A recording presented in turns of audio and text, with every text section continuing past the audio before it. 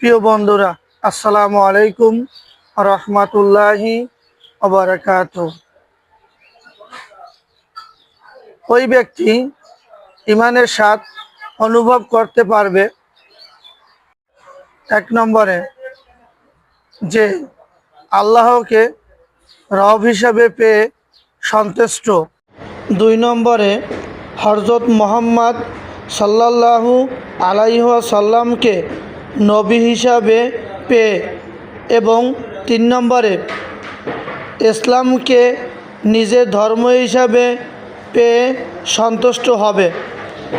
আল্লাহ তাআলা আমাদের সকলকে এ সকল গুণ অর্জন করার তৌফিক দান করুক, আমিন। আসসালামু আলাইকুম রহমতুল্লাহি ওয়া বারাকাতুহু। প্রিয় বন্ধুরা, ভালো থাকেন, সুস্থ থাকেন, আল্লাহ হাফেজ।